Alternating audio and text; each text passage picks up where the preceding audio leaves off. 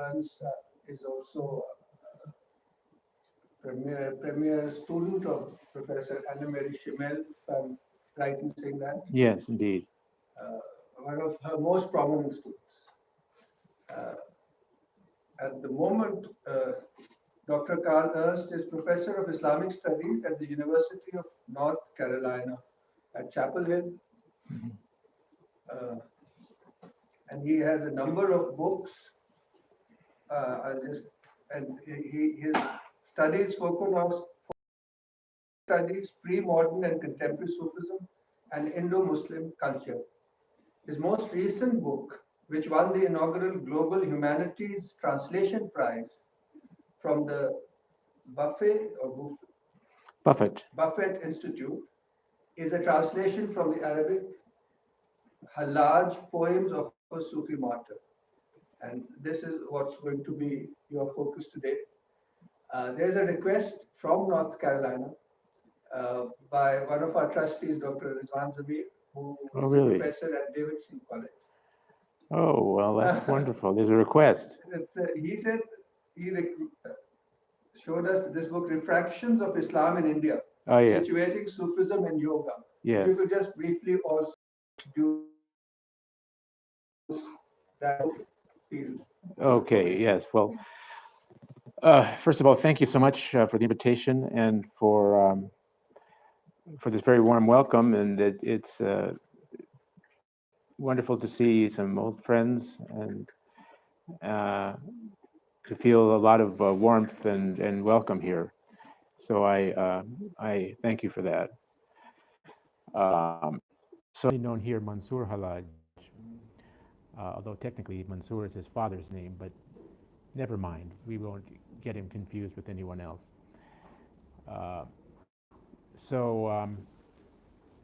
But as you request, I'll mention something about this other series of studies. Those of us who work in Islamic studies in the United States find ourselves dealing with many different subjects, partly because of political demands and so forth.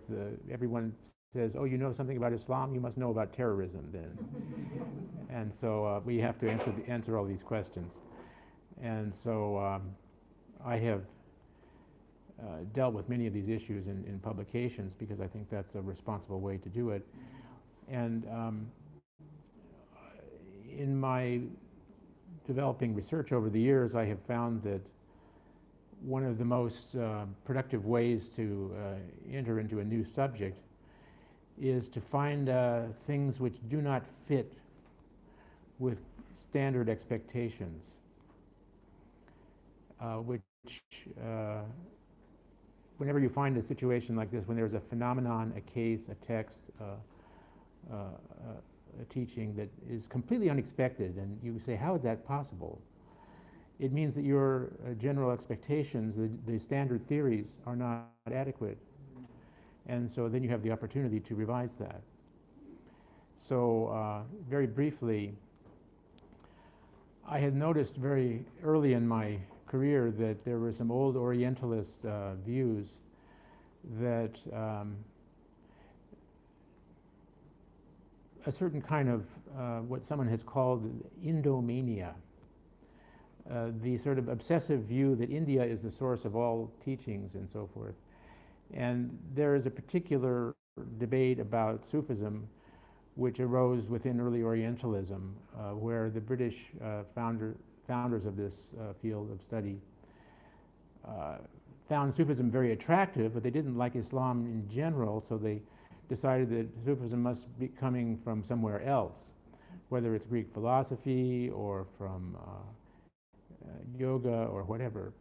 And so I thought, well, that's kind of interesting. But then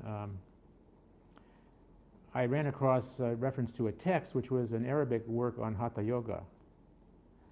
So I thought, let's look at the history, what actually has been done in terms of engagement with yoga among Sufis. And so this opened up a very, very complicated, very well, multiple translations. This Arabic text, which was called the Amrita Kunda, the original that it purports to translate, was widely distributed and read in many of the manuscripts are found in Istanbul and in Cairo.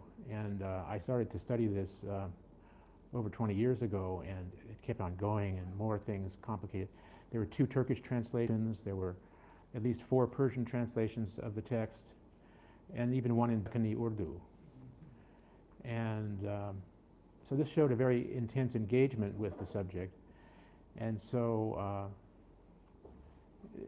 the story is complicated, and I won't go into it now, but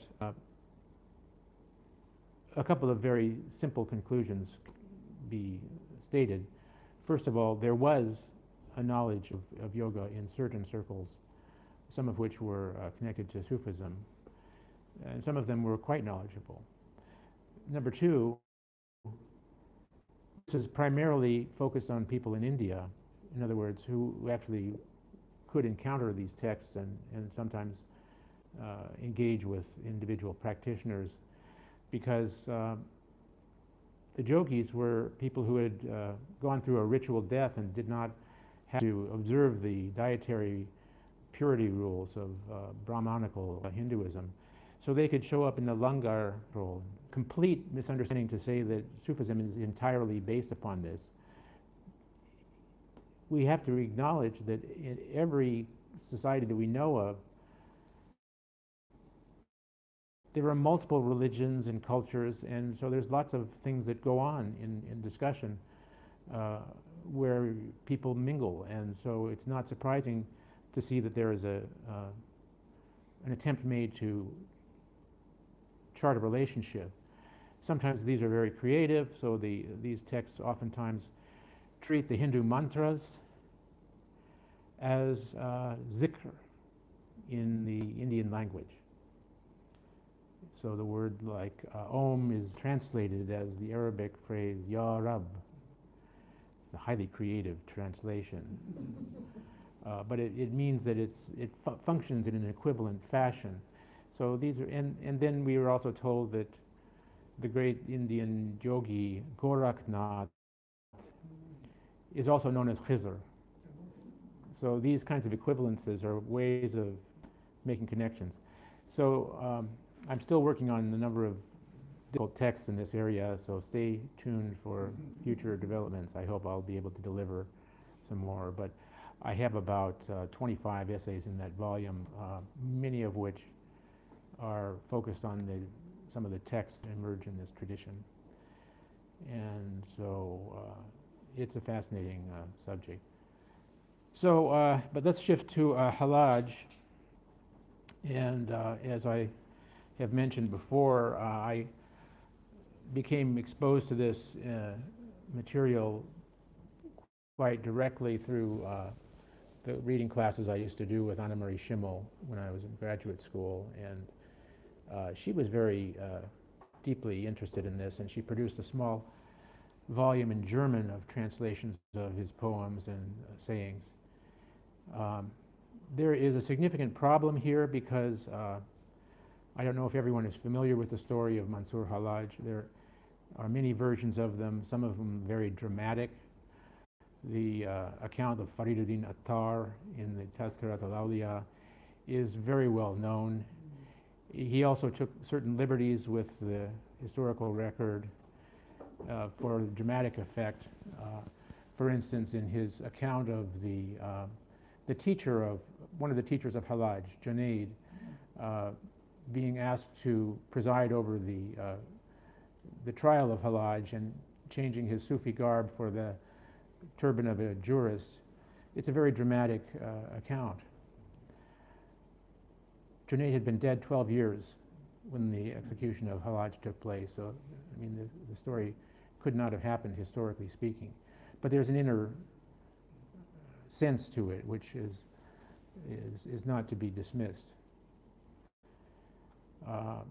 But Hallaj came from an Iranian family, raised near Ahvaz, born in the town of Bayza. Grew up speaking Arabic, did not know Persian, and frequented the circles of some of the great sheikhs of Baghdad, including Junaid. He knew Shibli. He knew many of the important figures of the age, and yet he was someone who was different, who occasionally clashed with his teachers.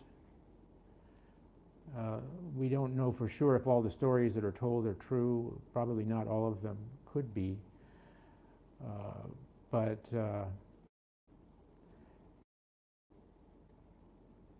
he was not entirely comfortable with the role of the Sufi at the time.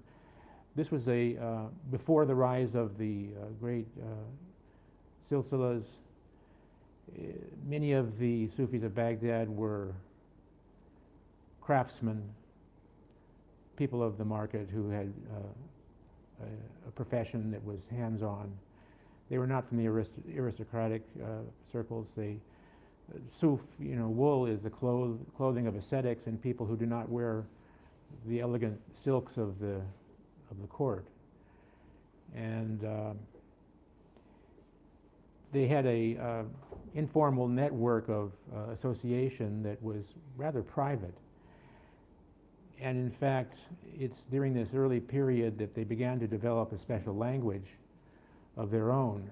And technical terminology, or if you want to call it something less polite, jargon, has two effects.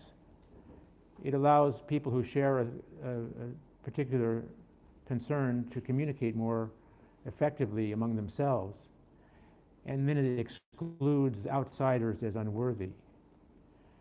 And so there was a developing difference between the inner and the outer, between those who were insiders and those who were excluded.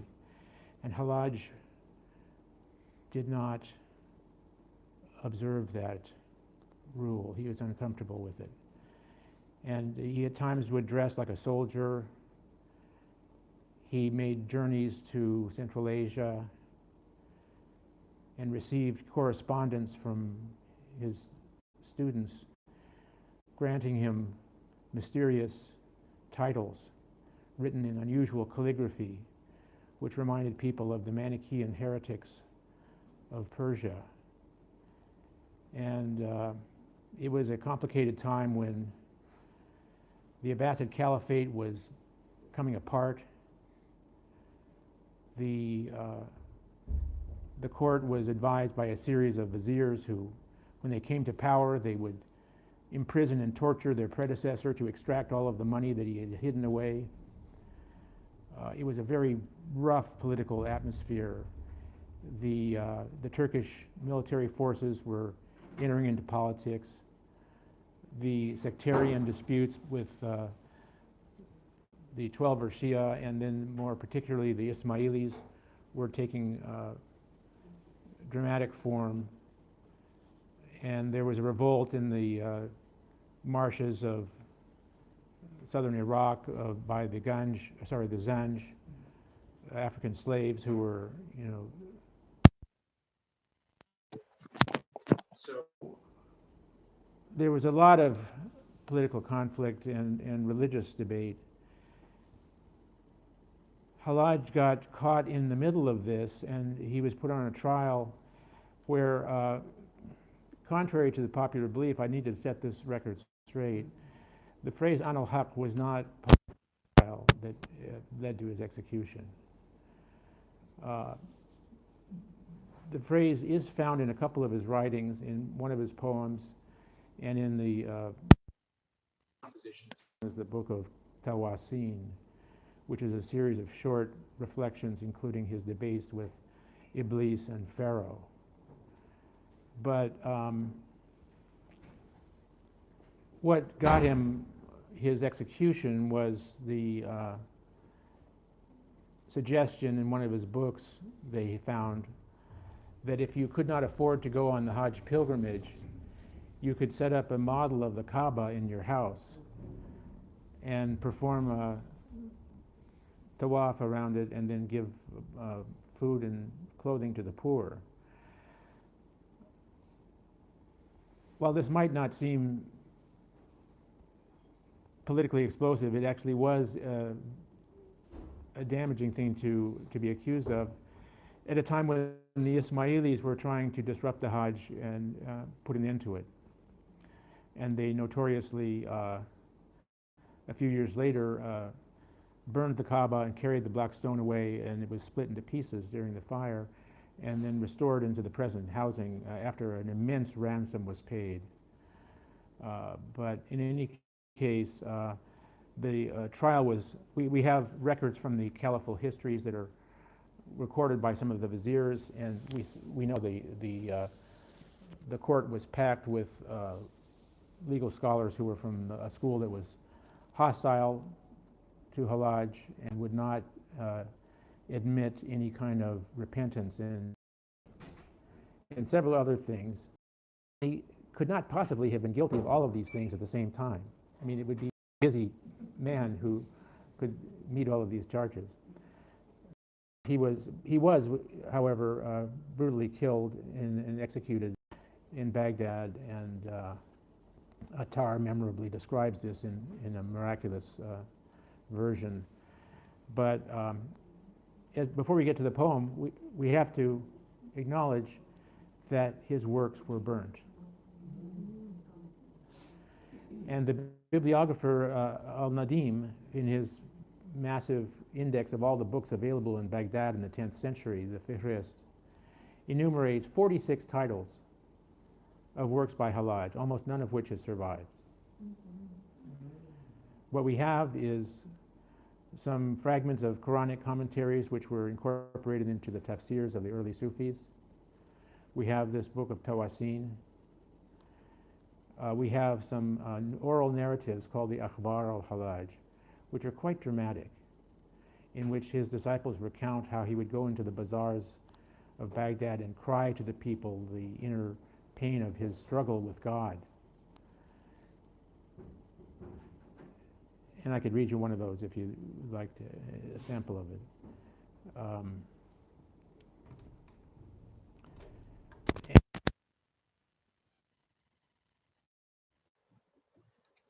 Shortly after the year 1000, a young Sufi named Qushayri, who became very famous for his recital, written about 1050, he was sent by his teacher, Daqal, to steal a book. Daqal said to Qushayri, "Go to the library of my master Solami, Abu Abdurrahman al-Solami, the premier Sufi of Nishapur, whose library was one of the amazing collections of the age." So the Pap told Qushayri to go to Solami's library and look for a little square and to steal it. And don't tell Solami what you're doing. He got caught. Solami said, "What are you doing here?" He said, "There's no excuse, there's no recourse except for the truth." So he told what he was doing. And the Qaq had also criticized Solami for having listened to music too often. And so Solami said, "Tell your master he cannot have this book of poetry. He can have this other book by Hallaj. But tell him that I quote his poems in my own writings and I love them." So what's interesting about this story is the poems are controversial, but they're highly appreciated. So this tells us something about the transmission of, actually it was poems and prayers. And so it sort of follows the format of the akhbar, which have these narratives which include his spontaneous prayers as well. It was not a formal divan in the literary sense. So fast forward to the 20th century, and I have to say something about Louis Massignon, who was the French Orientalist who really rediscovered Hallaj in a very important way. The story is eccentric. I mean, he was in Baghdad in 1907 with a French archaeological expedition, and he got lost in the desert, and in the privations of thirst and hunger, he had an experience where he encountered a spirit that he believed was a combination of Jesus Christ and Hallaj. This had a profound effect upon him. And he immediately, on his return to Europe, he began deeply going into Arabic, and he taught for several years in Cairo, teaching in Arabic, and he started to compile everything he could find relating to Hallaj. This included an anthology of texts which he felt provided the key to the technical terminology of Sufism. This was became a book, La Lexique Technique de la Mystique Musulmane. A very interesting book indeed. And then he found these narratives that form the Akhbar and the Tawasin, and he published these texts. And finally, he did a dissertation in French, 1,000 pages in length. It was published in 1922 on the 1,000th anniversary of the death of Hallaj. And then he kept working on it for the next 40 years until his death. And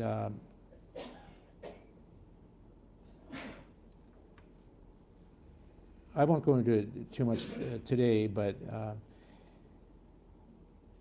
he, in 1931, produced for the first time a divan of poems by Hallaj. In this, he presented the text with his own French translation of 92 poems that he regarded as authentic. And it also included another 70 or 80 poems that were attributed to Hallaj, but he felt were by other authors, either later or earlier.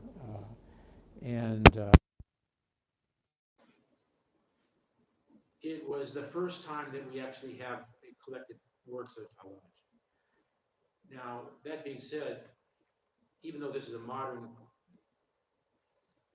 collection in a sense, if we look at the poems attributed to Hallaj, it's the largest body of poetry in Arabic by any Sufi writer.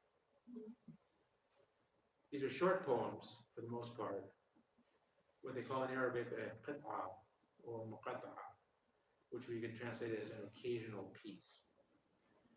Anywhere from 1 or 2 lines to 6 or 8, maybe a little bit more, usually devoted to a single topic.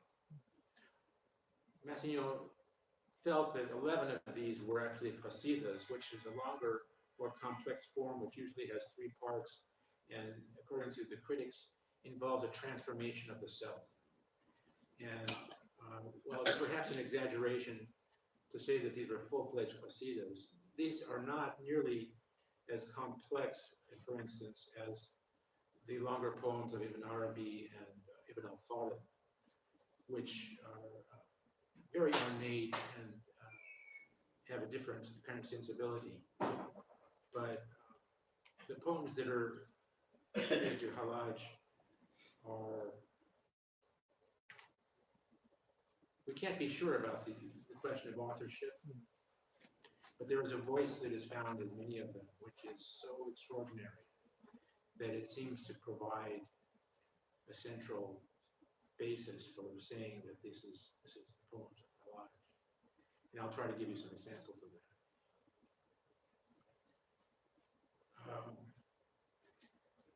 That being said, Massignon did succeed in reintroducing Hallaj to the Arabic-speaking world. And his divan is widely reprinted and available on the internet.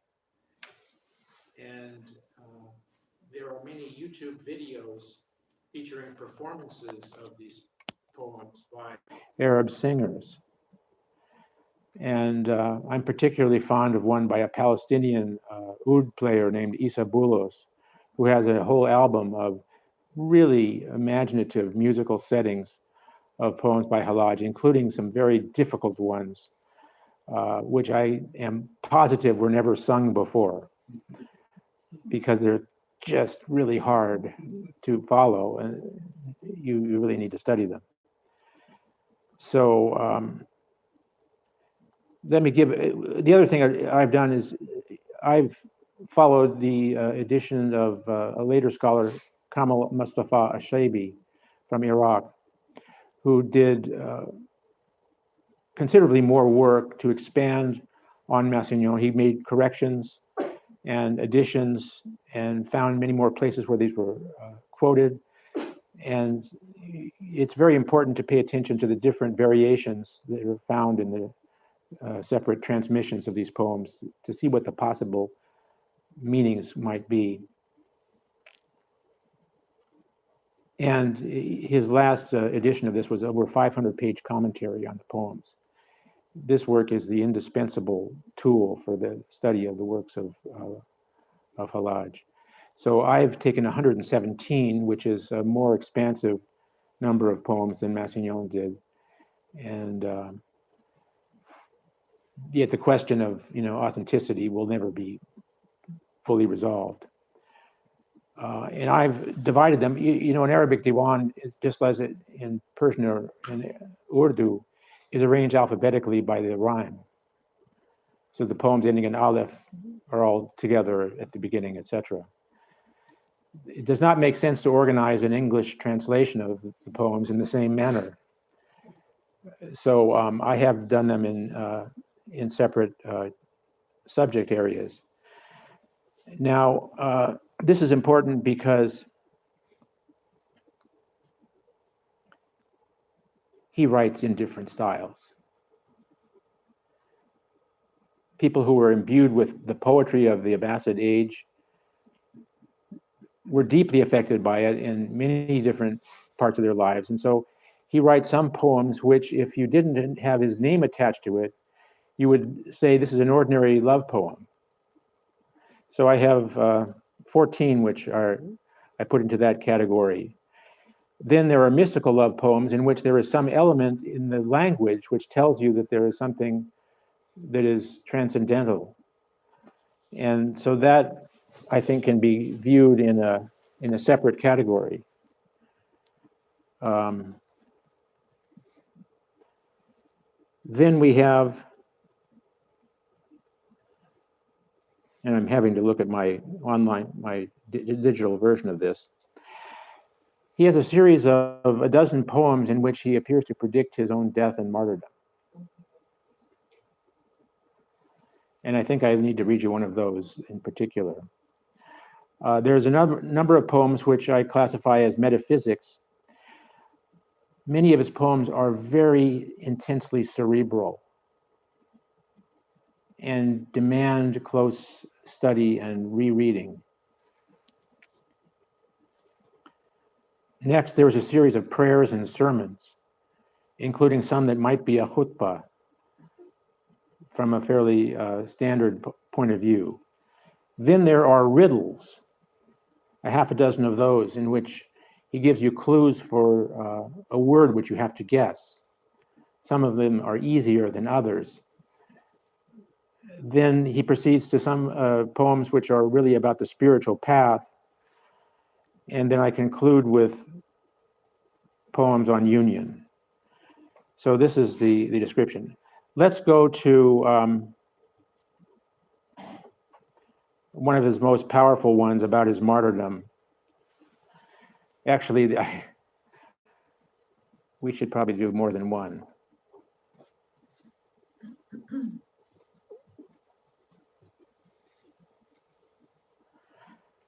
So this very famous one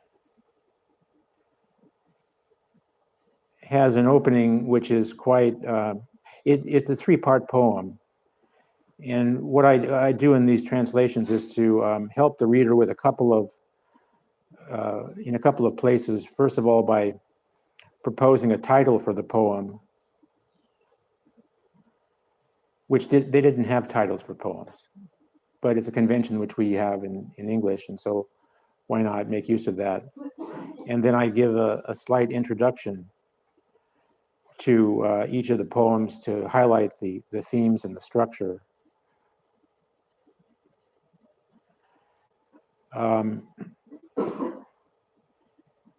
Okay, so yes, we'll get to number 44 in a second. This one is a one-line poem. And to introduce it, I wanted to point out that this has got a shocking finger evoking the bridal adornment of henna. So in addition to of God's lovers, this verse on another level warns against attacking those Sufis who are decorated like God's brides. Don't mince words with us, for here is a finger that we have dyed with the blood of lovers.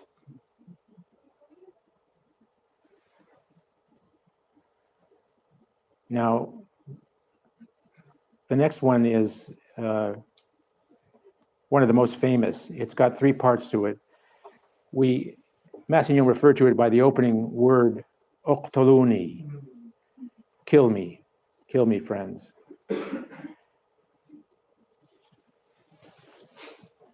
Hallaj is apparently addressing his friends among the friends in quotation marks in the Sufi community by calling on his own execution.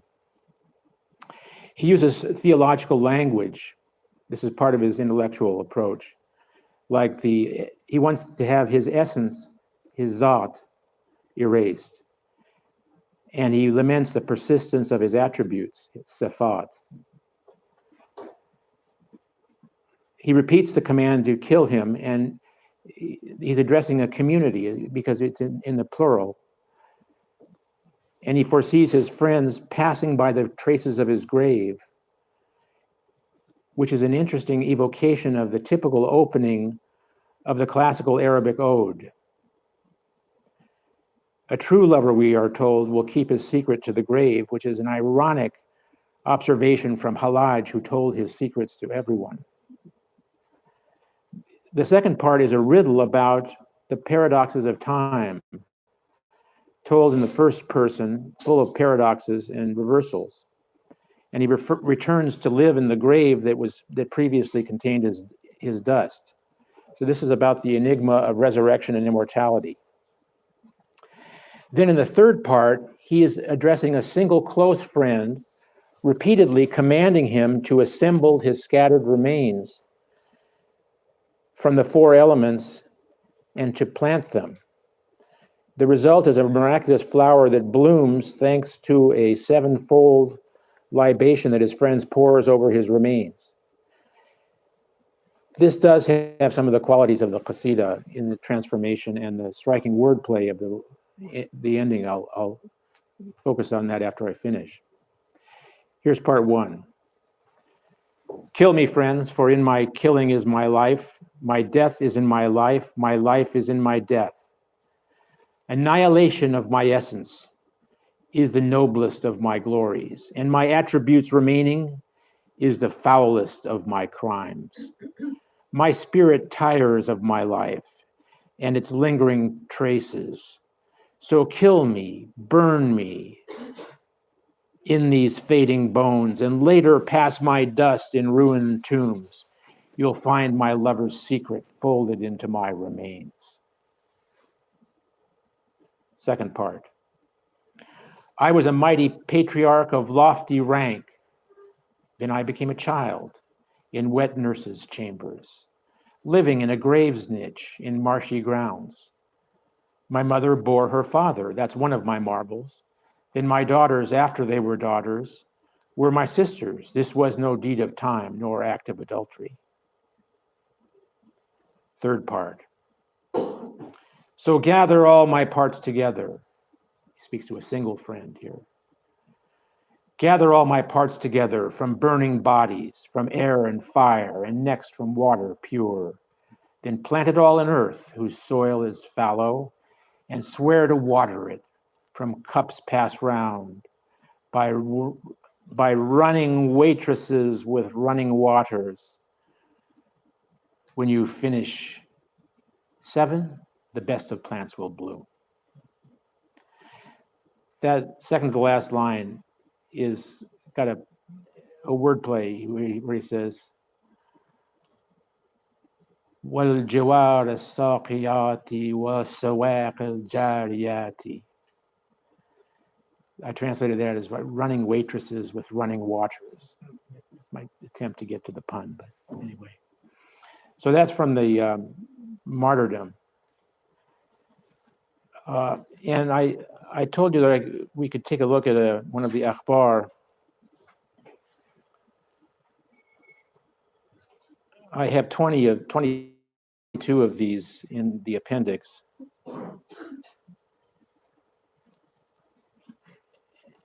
And these really are quite extraordinary. I don't know of any. They're told as if they were hadith and narrated by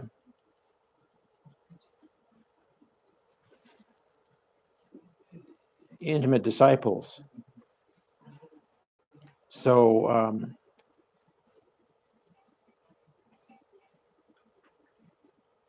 here we go. I want to get to number 50.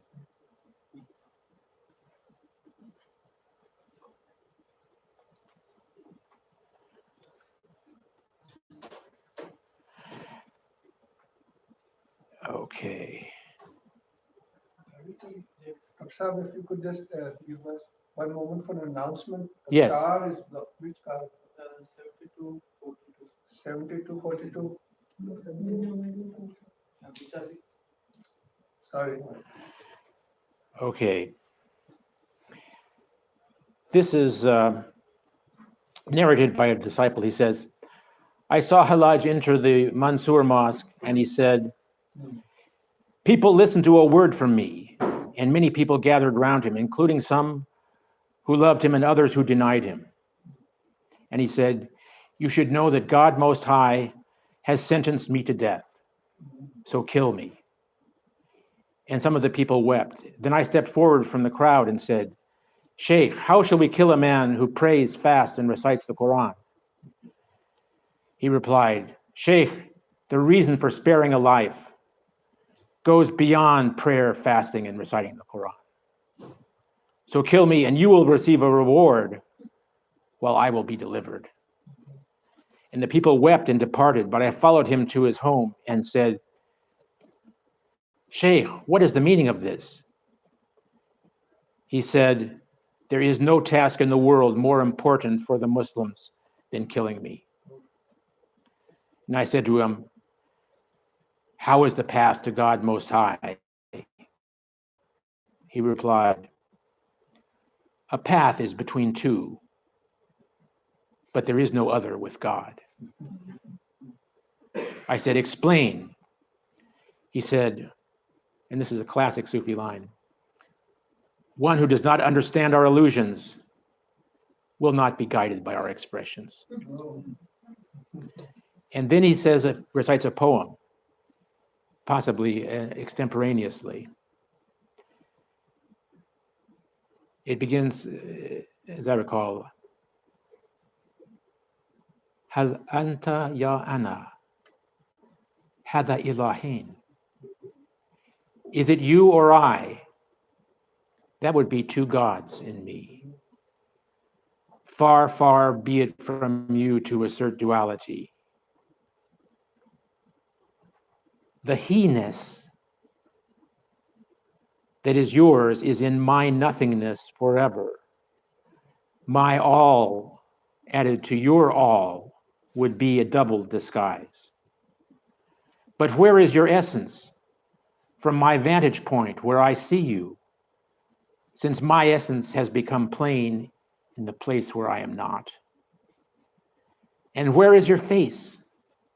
It's the object of my gaze, whether in my inmost heart or in the glance of my eye.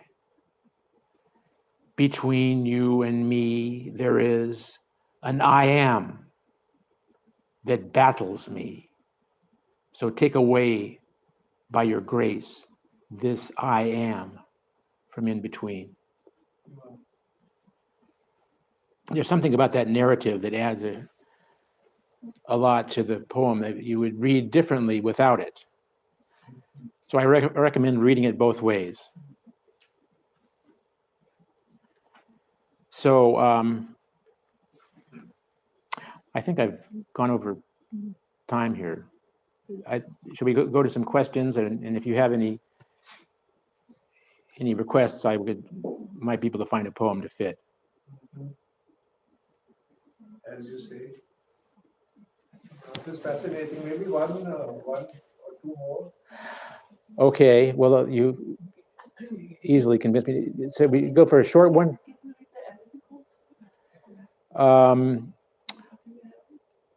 I don't have it handy, so if I can remember some of it, I will do so. Is there anything from the replies he made at his trial, in the 9-year trial, anything from? There are,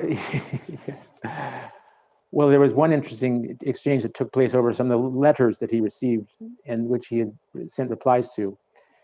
And some of his, in one place in the reply, he signs it, Min ar-Rahman ar-Rahim. And someone says, what is this? Are you claiming to be God? And he says, no, but it is essential union. And he uses a technical term, Ayn al-Jam, the essence of union. And he says, then he says something about the pen was in my hand, but he was the writer. Oh, let me just reflect a little bit on a later response to Hallaj. One of the typical judgments was that of Al-Ghazali, the great theologian, who remarks that what Hallaj said was actually correct and corresponded to his state. And he was not himself speaking when he had these shathiyat, like Al-Hallaj, I am the truth. But he deserved to die anyway for having said this in public. So that's a hard judgment.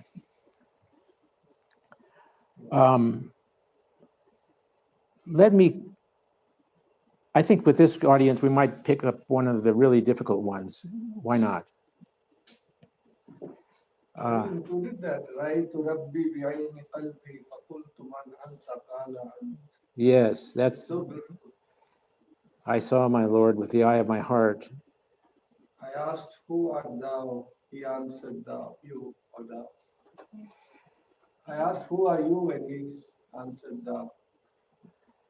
That one is a good one to sing too. You think so? Well, Somebody, an Egyptian, has sung it very beautifully. yes. Now, I want to read one which I didn't bring out the other day, which is very difficult, and it needs to be understood from the point of view of symmetrical composition. And this one, I might read it to you twice because it bears that reconsideration.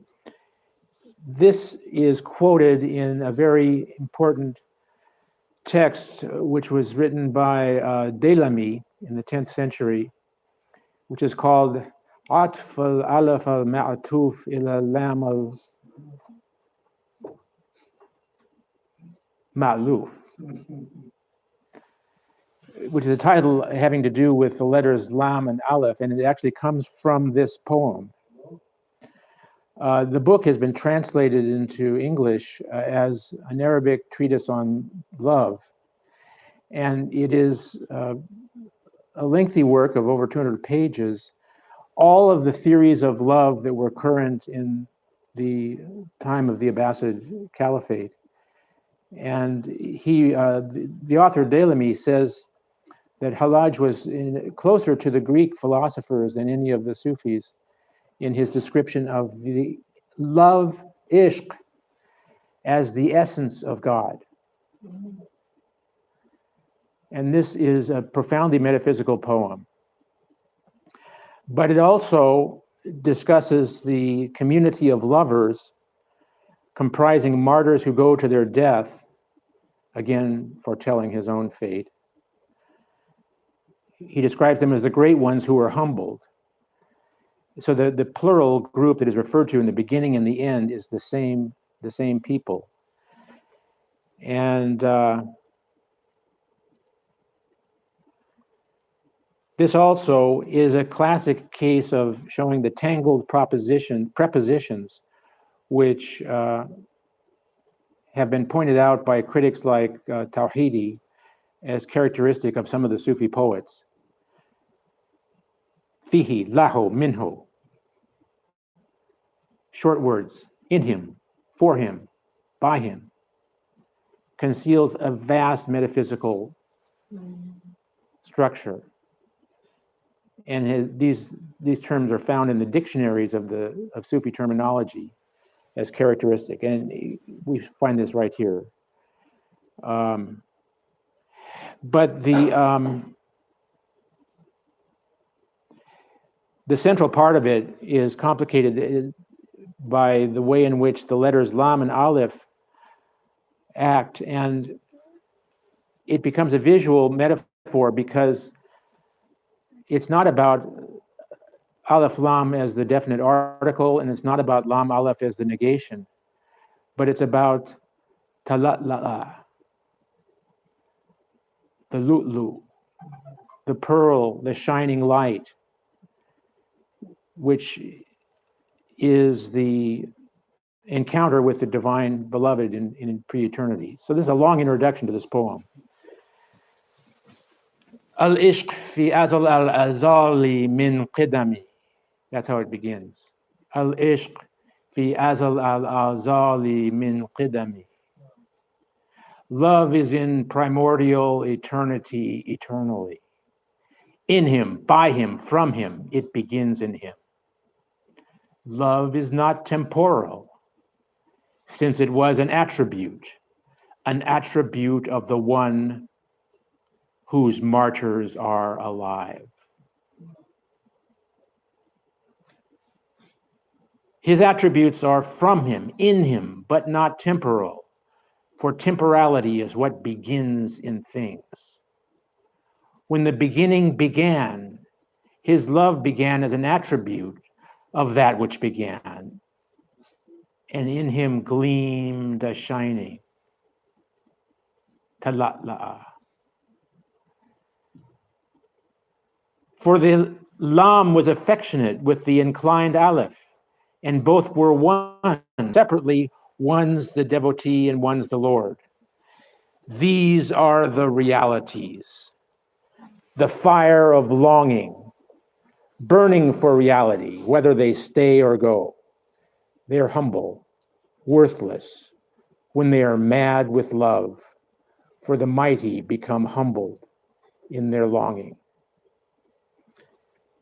I have never seen another poem quite like this. It is extraordinary. And maybe I'll read one more, which I did read the other day, but I think it bears repetition, which is about the way in which he spilled the secret and was rejected by the Sufis. Because with the exception of a handful, Nasrabadi, Ibn Khafif, who was off in Shiraz, and Ibn Atta, his close friend, who was killed by the caliph's police and beaten to death with his shoes. All of the Sufi establishment rejected him. So this was what happens when you break the secret. Is it 77? No, it's a little farther on here. Song of Death. Excuse this.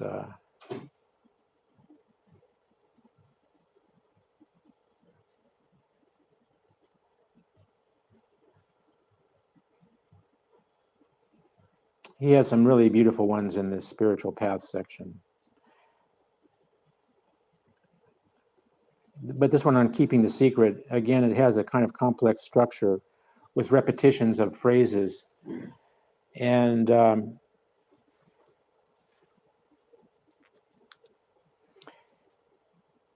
it can be read as a warning to others not to tell the secret, or it can be read ironically.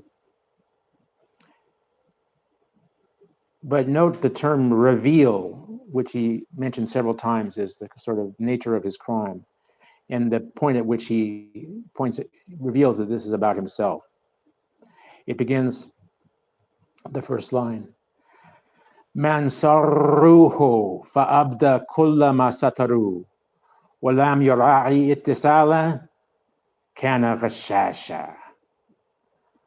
One they confide in, who blurts out all that they concealed and maintains no connection, is nothing but a swindler. If souls reveal the secret of what they have learned and everything their intellect acquired, beware. One who fails to protect the secret of his Lord and Master, they will not trust with their secrets while he lives. They punish him for misdeeds of the past and make him trade society for loneliness. They avoid him, for he's not fit for their company, since they see him as a grave robber of secrets. One whom they tell a secret, which he then betrays, that one, like me, is frivolous to these people. They are people of a secret, created for secrets, and they have no patience for what is obscene. They won't welcome a reveler in their assemblies. They won't welcome a revealer in their assemblies, and they don't love a veil that's treated lightly. They will not choose a revealer of their secrets. Beware of their majesty, of that beware. So be with them and for them in every misfortune, polite to them as long as you last.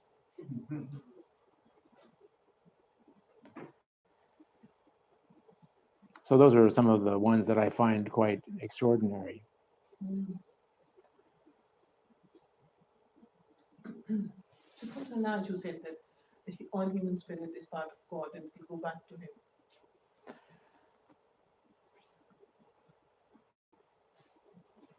That sounds plausible, but we'd have to look at the exact language to see if his characteristic terminology is there. Do you recall where you saw that? No, I was reading about him last night and we have Formulations are, as you can tell in some of these poems, he is not afraid of technical language. And so he has actually a long prose piece that goes along with this poem on love as the essence of God, which is deeply metaphysical. We can take questions. Yeah.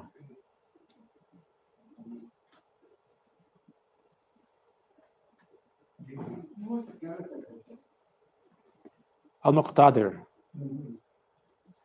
a weak figure who had lots of viziers. Yeah. What was his conception of Satan?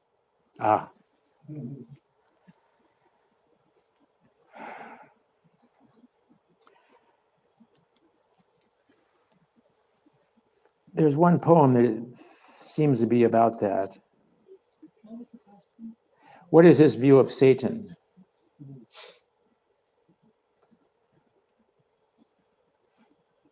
There's a whole dialogue between Satan and Tawasin. There is a whole dialogue on this, yeah. And when they talk about chivalry, Futua. But there's one poem in which is supposed to be about Iblis, and hold on. I think I can locate it here.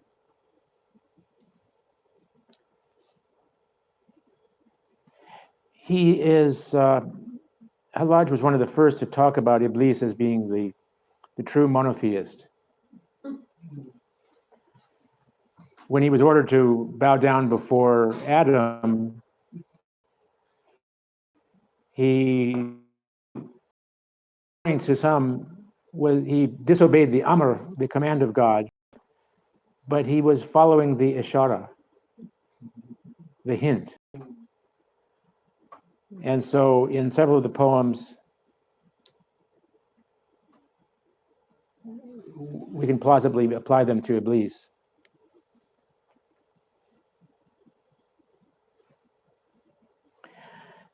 So this occurs in the Tawasin as well. Several of these poems are found in that text.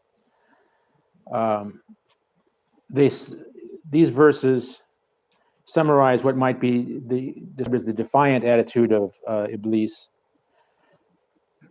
His argument was that he was superior to Adam in his service and love of God. And it's also a tangled poem which plays on the terms for distance and nearness in a kind of a complicated way. I have no distance after your distance, after I became certain that nearness and distance are one. Even if I am exiled, exile is my companion. But how is exile right when love is found? Yours is the praise with all success, with all purity, for a clever worshiper who bows to none but you. A clever worshiper. And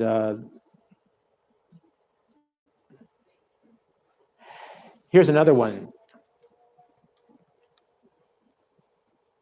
which contains Al-Hallaj's despair at the limitations of reason. Again, this alludes to the divine manifestation in humanity and the refusal of Iblis to recognize it.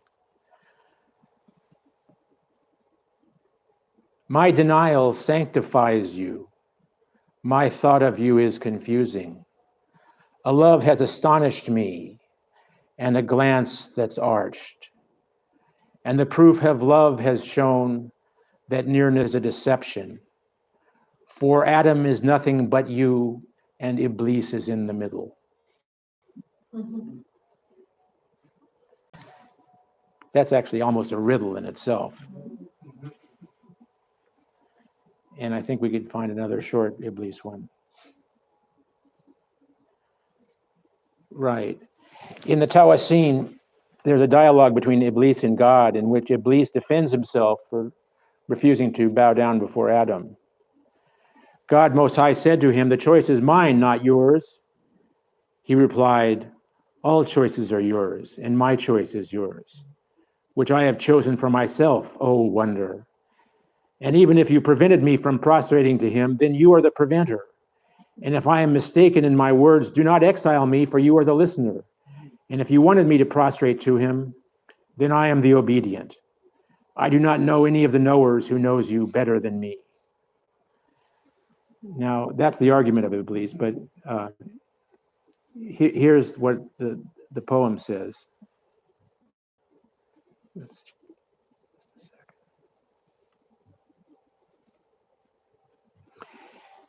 Don't blame me, for blame is far from me. Save me, my Lord, because I'm alone.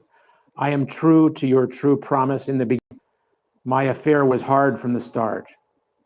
Whoever wants speech, here's my writing. So read it and know I am a martyr. This has been called sympathy for the devil. Another question? So you mentioned his concept of love, or was it his concept of God was first like the Greeks? Could there have been a Greek influence possible? Well, I prefer not to use the word influence so much because it privileges the source rather than telling us how someone looked to these materials and made use of them. But Islamic theology cannot be understood without reference to the concepts that were adapted from Greek thought. Essence and attributes are Aristotelian terms. And these were fully integrated into Islamic thought, along with mathematics and geometry and other subjects of that sort. what I think is found to be distinctive about Hallaj is he's using the word ishq as the essence of God. Ishq is not a Quranic term. It has, some would argue, a more powerful aura than the term mahabba or hub, passion. And so It has a more powerful aura. In what sense? well, it's more erotic, if you get my, is dangerous. So it became, a dominant term of discourse in Sufi thought. So would it be the equivalent of the Greek eros? Some have argued that. Okay. They're the eros and agape distinction that some Yeah. scholars have made. I mean, that is perhaps suggested, needn't be taken as a definitive one. And there are others who use the term ishq, such as Abu Hussein al-Nuri, who himself ran into a trial about a decade or a couple of decades earlier. But the term ishq is a powerful one. Wouldn't it be different from eros? As eros would be regarded perhaps as more erotic, and ishq wouldn't have that same sort of a reference or same sort of a tilt. Well, Maybe. there's an argument that it does. But that's exactly what I was thinking. Because with ishq, isn't it more to do with madness? There's an element of madness as opposed to eroticism. Because this is a less physical element. Perhaps ishq could be ethereal, it could be ephemeral. But I'm not sure if eros could be translated into that. Well, if you read the way that, Plato gives a lot of attention to eros in the Symposium and the Phaedrus, and he would have had an interesting conversation with Hallaj, I think.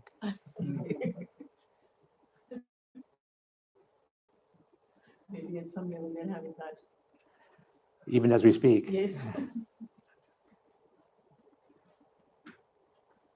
So how would your Hallaj influence people in, or Sufi saints who were in South Asia or who traveled to South Asia, who carried his work forward? And you said all of his work got destroyed. So Yeah. how much of his thought then was contained and continued in poetry, and what he's Right. what's left with us? Well, there were biographical accounts by some of the Arabic scholars. Now, those were not being read by people in the Indus Valley necessarily, but from the way that Attar, for instance, his account of the life of Hallaj is the conclusion and the culmination of his Tazkirat al-Awliya. And so we know that the narratives of martyrdom were very widespread. And it's also true that these have flourished in the languages of the Indus region, as well as in Eastern Hindi. And then if you go farther west into the Turkic-speaking lands, among the Alevis and Bektashis, this is deeply preserved. And so these were not necessarily through literary transactions, but I suppose through the popular culture of oral communication. And for instance, in 17th century Persian poetry, according to one literary scholar, there were 6 major themes that you would find everywhere in the ghazals that were being composed, from the Ottoman Empire to Delhi. One of them was the martyrdom of Hallaj. So this became an immensely popular story, apart from whatever fragments survived of his difficult writings. And I think because of the way, Attar, I would turn to him as a perfect example of how the story became so powerful.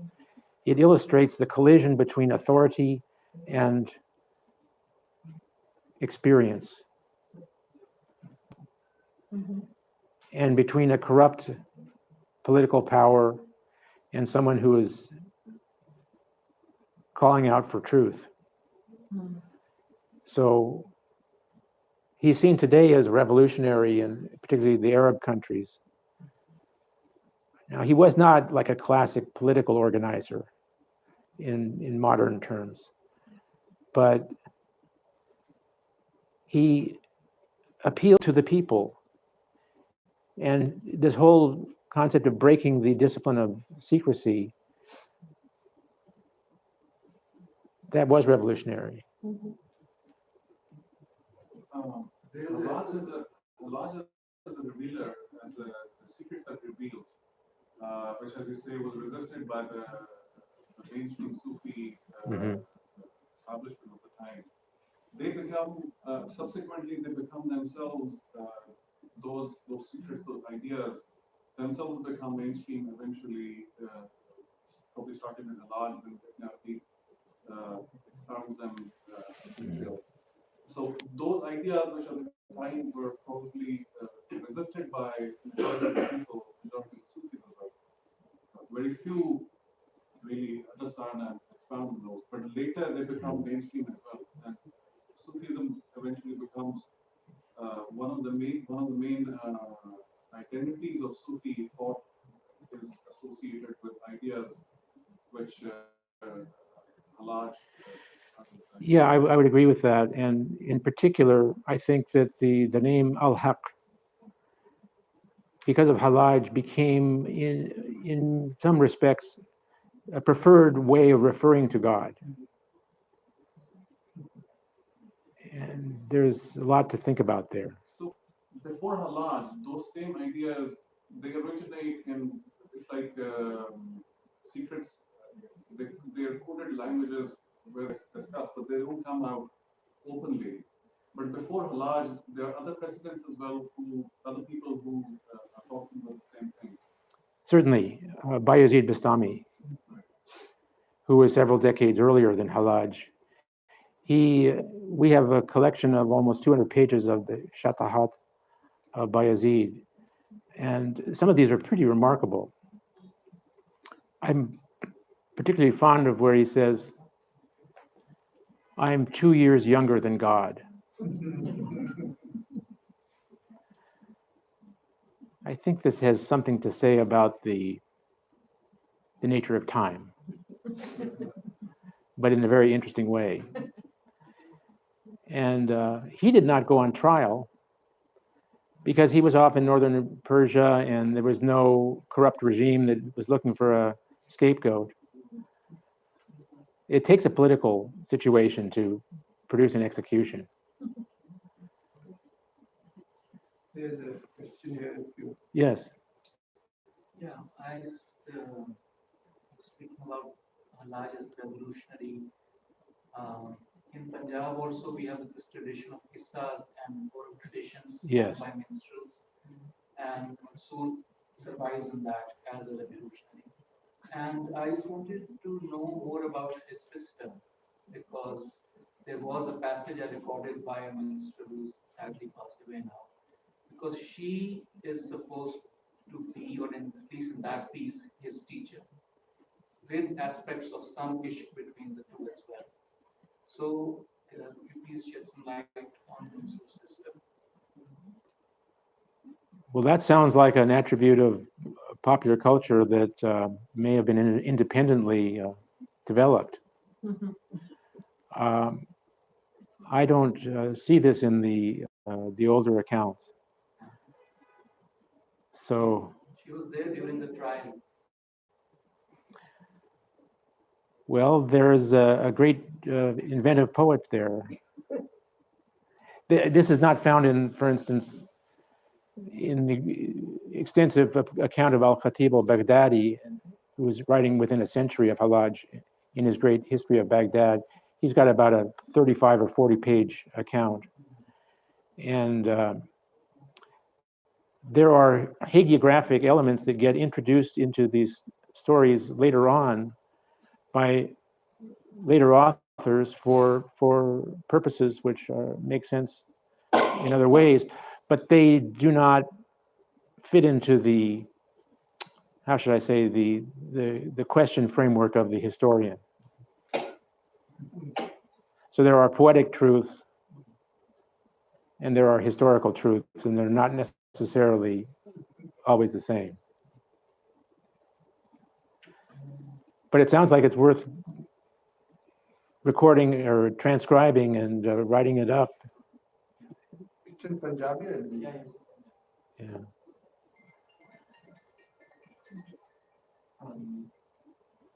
There is no other question. Could you comment on your opinion on what made Mansur into Mansur? Well, that's a big question. What made Mansur into Mansur?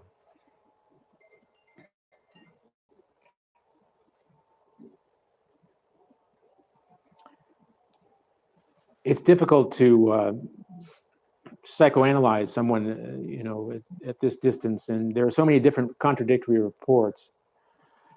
But there are a few of them that come to mind. For instance, when he was asked, "What is your mazhab?" He said, "From every mazhab, I take that which is most difficult." And I do that.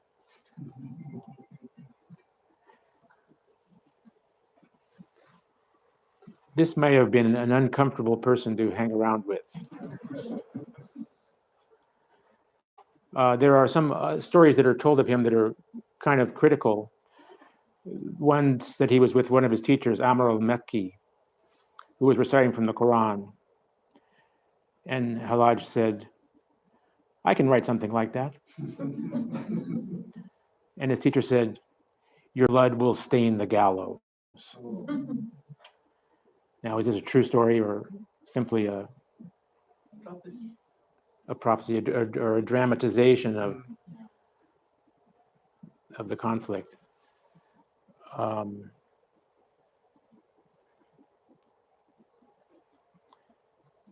It's difficult for us to get into the psychology of someone from these fragments. And I should also add that it is not always advisable to treat poetry as autobiography, because poetry has its own rules and conventions.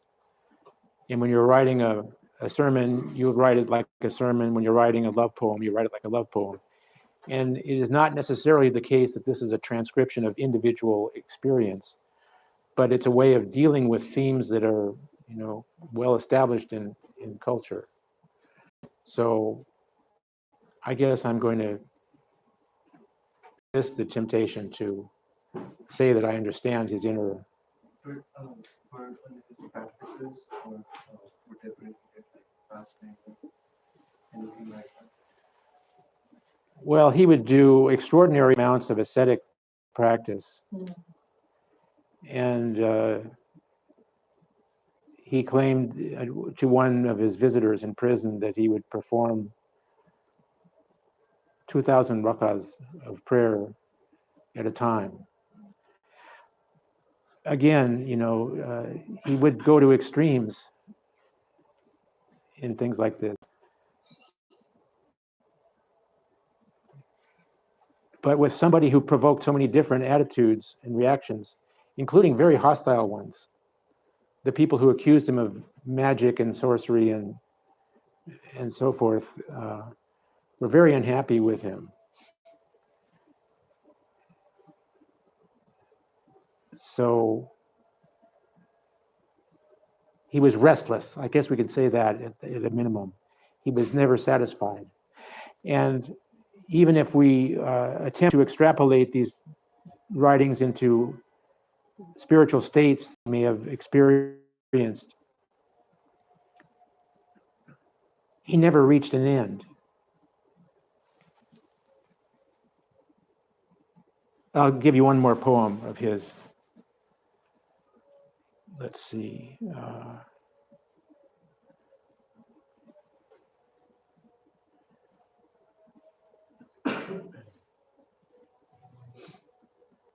एक गाड़ी और है 5345 इसका number plate है.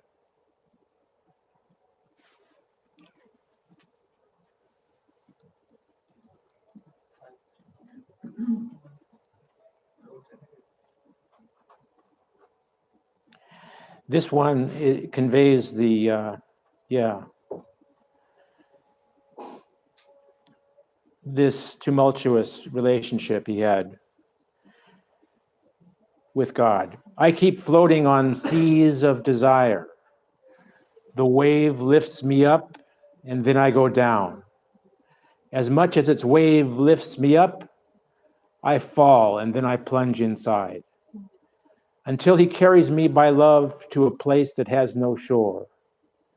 I called out, "You whose name I can't disclose, nor do I betray him ever in love. My soul fears you as an unjust judge. This was not the deal we had between us." He speaks very familiarly to his beloved. So have we come to the end? Last question. I just have a small question. What was it about what he was doing or saying that was threatening to the establishment of the time?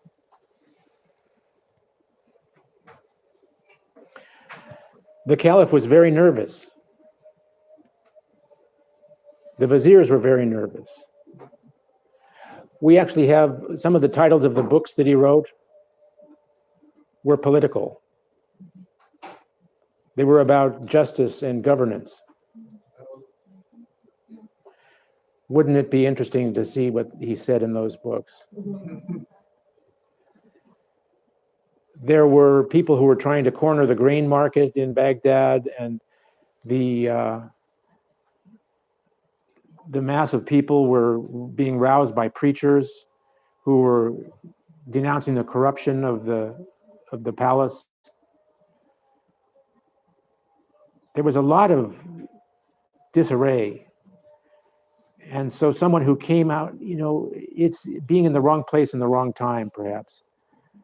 But someone who spoke in the markets like he did. Rulers don't like to hear about somebody who might be causing people to become upset. So it's quite likely that those were some of the reasons behind this. The establishment was worried. In a way, he was like a Jesus-like figure. He had that Jesus madness of the anti-establishment of the. Yeah, the comparison has been made. And he, in fact, dabbled with that in one of his poems. But I'll conclude with one reference to Al-Hallaj by Ibn Abbad of Ronda, who said, this summarizes the kind of tension between the mystic and the jurist. He said, there's two things that I hate about the jurist. They say that Hallaj is an infidel, and they claim that Khizr is dead. And they're wrong on both of these.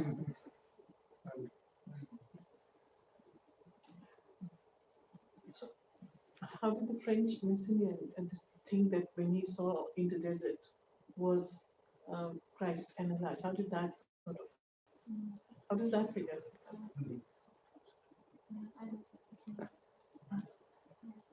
Well, you're asking if it's logical or? No, I'm just asking, I'm not saying logic. Yeah. I mean, we're not talking about, I don't think our context exists in logic right now, but No. we are in the metaphysical. I'm just astonished, I mean, how a man who never knew anything, a person like Al-Hallaj existed, or could then say that that was the person I saw, or how did he make that connection? He had heard about Hallaj, a Spanish convert to Islam whom he had met on a ship some months earlier. I see. So this was not entirely new material. And so the comparison with Jesus, as was just mentioned, is not an unnatural one. Massignon, I should add, in his later career, he was a Catholic, and he actually had an initiation as a Franciscan tertiary, and he had the special dispensation from the Pope to do his prayer liturgy in Arabic. And he was one of the figures who inspired some of the declarations of the Vatican II Council of the Catholic Church, when for the first time they said something positive about Islam, noting that there were some Muslims who venerated the Virgin Mary, and that among the Muslims, there were some spiritually advanced individuals. This was Massignon's Contribution. Yeah. Bridging the gap. Reflect on poetic techniques or anything that inspired style. This was an age that was drenched in poetry. And I have a discussion in the introduction about whether you can say that there is a separate category called Sufi poetry, and I would say no. There is poetry that is read by Sufis in a particular way, and the same verse can be read in entirely a different fashion.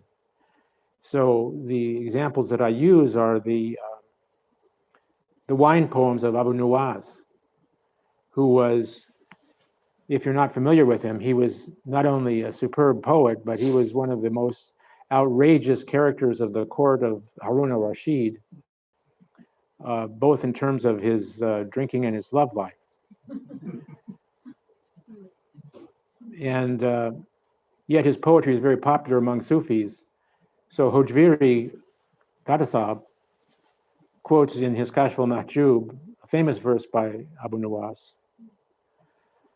فلا أسقني خمرا وقولني هي الخمر ولا تسقني سرا إذا أمكن الجهر. Pour me wine and tell me it is wine. And don't pour it in secret if it can be done openly. So Hojviri says, see how elegantly the poet speaks, though on a frivolous subject. He has already wanted to taste it and to see its color, and now he wants to hear its name.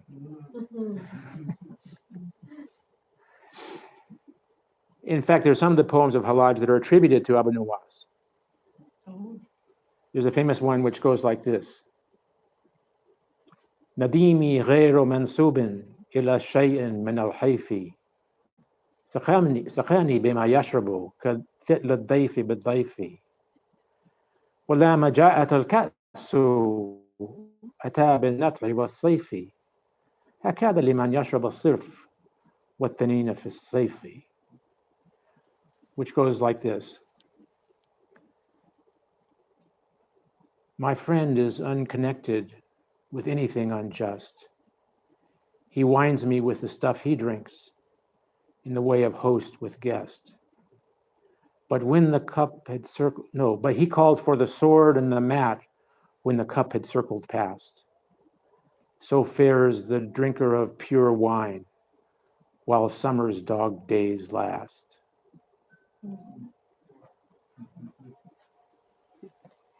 If it was by Abu Nuwas, it's about the danger of going to court and having a psychopathic king,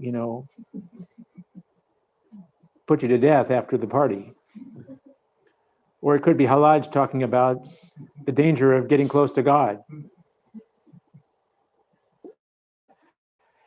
But the poetics were richly developed throughout the society.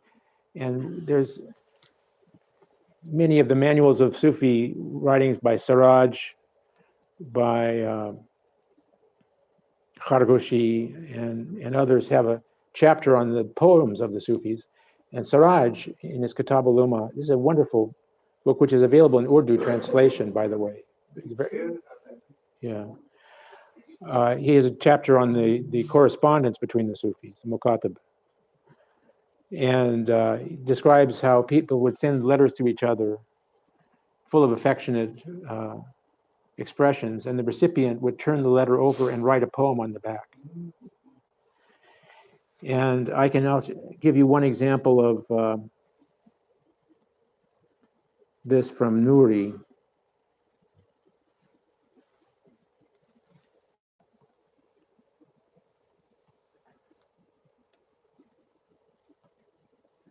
Right. This is from Saraj. It is related of Abu Hussein al-Nuri, may God have mercy on him, that he gathered with a group of sheikhs by invitation, and a discussion took place among them regarding religious knowledge.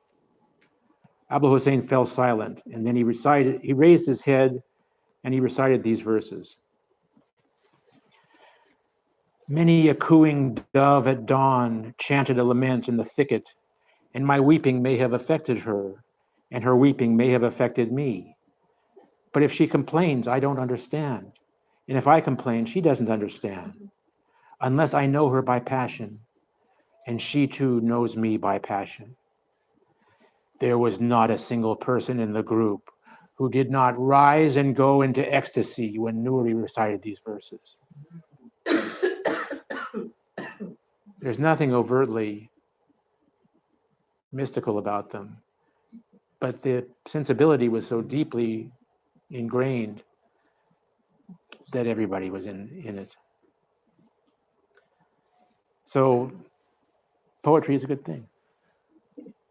Wonderful.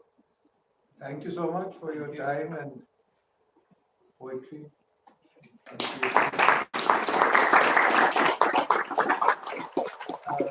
like also to announce that we have our langar will be here, simple, and everybody. Thank you so much. Thank you. Really appreciate it. And thank you for coming out on a miserable day. Truly, Indeed.